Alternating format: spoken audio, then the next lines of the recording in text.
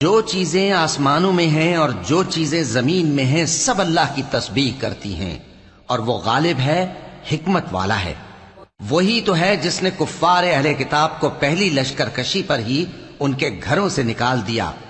مسلمانوں، تمہارے خیال میں بھی نہ تھا کہ وہ نکل جائیں گے، اور وہ لوگ یہ سمجھے ہوئے تھے کہ ان کے قلعے ان کو اللہ کے عذاب سے بچا لیں گے، مگر اللہ نے ان کو وہاں سے آ لیا جہاں سے ان کو گمان بھی نہ تھا، اور اس نے ان کے دلوں میں دہشت ڈال دی کہ اپنے گھروں کو خود اپنے ہاتھوں اور مومنوں کے ہاتھوں سے اجاڑنے لگے۔ تو اے بصیرت کی آنکھیں رکھنے والو، عبرت حاصل کرو۔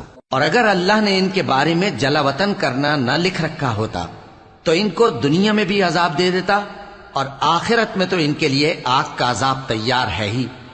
یہ اس لیے کہ انہوں نے اللہ اور اس کے رسول صلی اللہ علیہ وآلہ وسلم کی مخالفت کی، اور جو شخص اللہ کی مخالفت کرے تو اللہ اسے سخت عذاب دینے والا ہے۔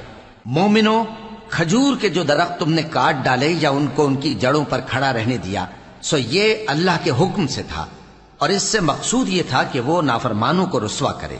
اور اے مسلمانوں، جو مال اللہ نے اپنے پیغمبر کو ان لوگوں سے جنگ کے بغیر دلوایا ہے، اس میں تمہارا کچھ حق نہیں، کیونکہ اس کے لیے نہ تم نے گھوڑے دوڑائے نہ اونٹ، لیکن اللہ اپنے پیغمبروں کو جن پر چاہتا ہے غالب کر دیتا ہے، اور اللہ ہر چیز پر قادر ہے۔ جو مال اللہ نے اپنے پیغمبر صلی اللہ علیہ وآلہ وسلم کو بستیوں والوں سے دلوایا ہے، وہ اللہ کے اور پیغمبر کے قرابت والوں کے اور یتیموں کے اور حاجت مندوں کے اور مسافروں کے لیے ہے، تاکہ جو لوگ تم میں دولت مند ہیں انہی کے ہاتھوں میں نہ گردش کرتا رہے، اور جو چیز تم کو پیغمبر صلی اللہ علیہ وآلہ وسلم دیں وہ لے لو، اور جس سے منع کرے اس سے باز رہو، اور اللہ سے ڈرتے رہو، بے شک اللہ سخت عذاب دینے والا ہے۔ اور ان لوگوں کے لیے بھی جو مہاجرین سے پہلے اس گھر یعنی مدینے میں مقیم ہیں اور ایمان میں مضبوط ہیں، اور جو لوگ ہجرت کر کے ان کے پاس آتے ہیں، وہ ان سے محبت کرتے ہیں، اور جو کچھ ان کو ملا اس سے اپنے دل میں کچھ خواہش اور خلش نہیں پاتے، اور ان کو اپنی جانوں پر مقدم رکھتے ہیں، خواہ وہ خود بھی فاقے سے ہوں۔ اور جو شخص خود غرضی سے بچا لیا گیا تو ایسے ہی لوگ بامراد ہیں۔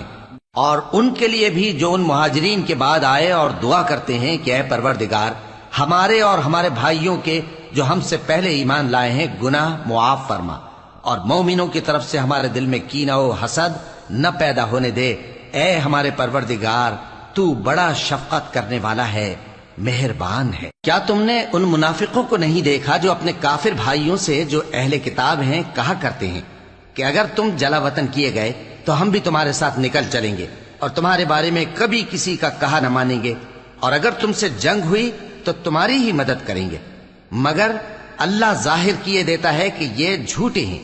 اگر وہ نکالے گئے تو یہ ان کے ساتھ نہیں نکلیں گے، اور اگر ان سے جنگ ہوئی تو یہ ان کی مدد نہیں کریں گے، اور اگر مدد کریں گے بھی تو پیٹ پھیر کر بھاگ جائیں گے، پھر ان کو کہیں سے بھی مدد نہ ملے گی۔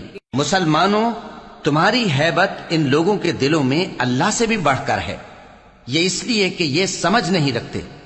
یہ سب جمع ہو کر بھی تم سے نہیں لڑ سکیں گے، مگر بستیوں کے قلعوں میں پناہ لے کر یا دیواروں کی اوٹ سے۔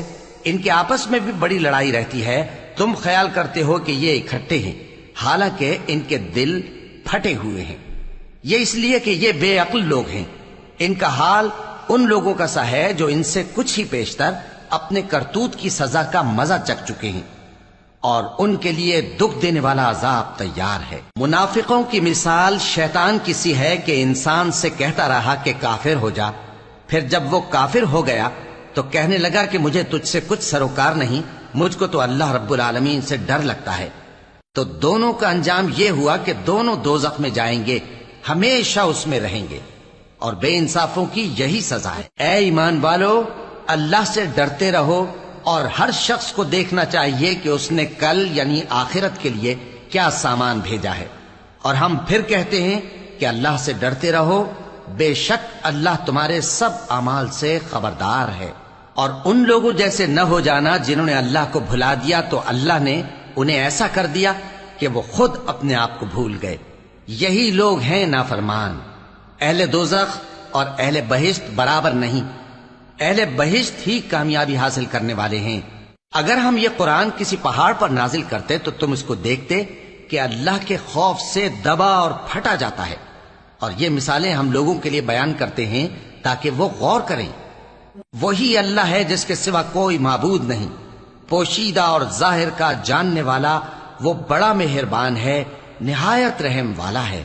وہی اللہ ہے جس کے سوا کوئی عبادت کے لائق نہیں، بادشاہ حقیقی، ہر عیب سے پاک، سلامتی دینے والا، امن دینے والا، نگہبان، غالب، زبردست، بڑائی والا۔ اللہ مشرکوں کے شرک سے پاک ہے۔